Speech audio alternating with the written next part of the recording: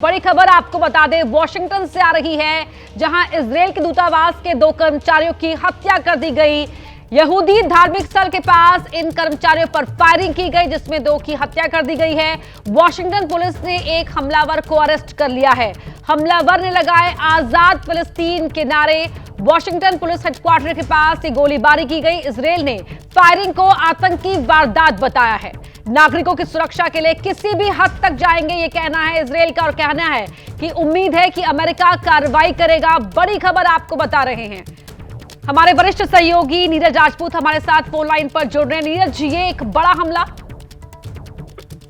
बिल्कुल, आपने ठीक कहा, ये बहुत बड़ा। और दूसरी बात ये है कि ये अमेरिका की राजधानी वॉशिंगटन डीसी में ये बड़ा हमला हुआ है, जो कि एक म्यूजियम है। ये इसके बाहर यहाँ इवेंट था, वहां पर ये फायरिंग हुई है, जिसमें ये अभी तक की जो जानकारी आ रही है, इसमें कुछ इजरायली जो नागरिक हैं वो हताहत हुए हैं।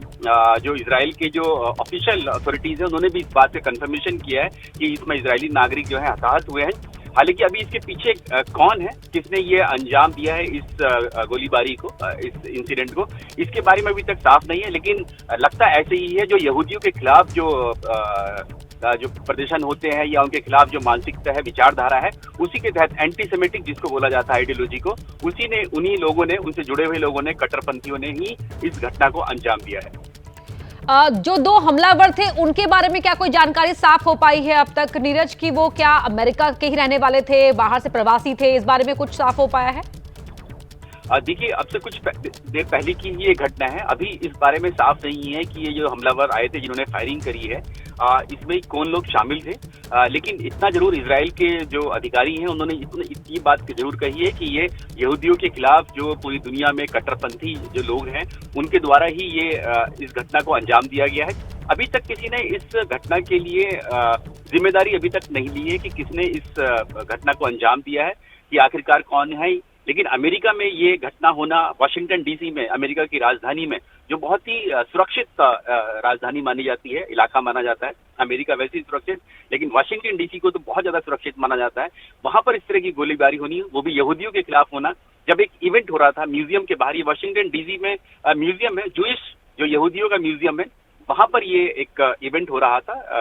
तो वहां पर ये गोलीबारी हुई है, जिसमें ये बताया जा रहा है कि इजरायली मूल के नागरिक हैं, और कुछ डिप्लोमेट्स भी उस वक्त वहां मौजूद थे। जो अमेरिका में जो इजराइल के डिप्लोमेट्स हैं, वो भी इस जो प्रोग्राम था उसमें ये मौजूद थे। लेकिन उसी दौरान ये गोलीबारी की घटना सामने आई।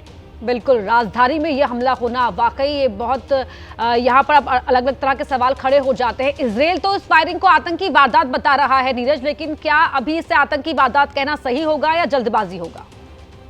बिल्कुल, ये आतंकी घटना है, इसमें कोई शक या शुबा नहीं दिखाई देता है। इसमें जो उनके इजराइल के जो एम्बेसडर हैं, राजदूत हैं अमेरिका में, डैनी डैनोन, उन्होंने साफ तौर से कहा है कि इसमें मौत हुई है। उन्होंने फैटल इंसिडेंट बताया है, तो इसका मायने यही है कि इसमें जरूर लोगों की मौत हुई है। हालांकि उन्होंने ये खुलासा अभी तक नहीं किया, इस बारे में जानकारी नहीं थी कि कितने लोगों की डेथ हुई है। लेकिन उन्होंने इस बात को कहा है, स्वीकार किया है कि इसमें, इस इंसिडेंट में जो घटना हुई है, इसमें लोगों की मौत हुई है, इजरायली नागरिकों की मौत हुई है। जी, बहुत धन्यवाद नीरज आपका इस पूरी बातचीत के लिए।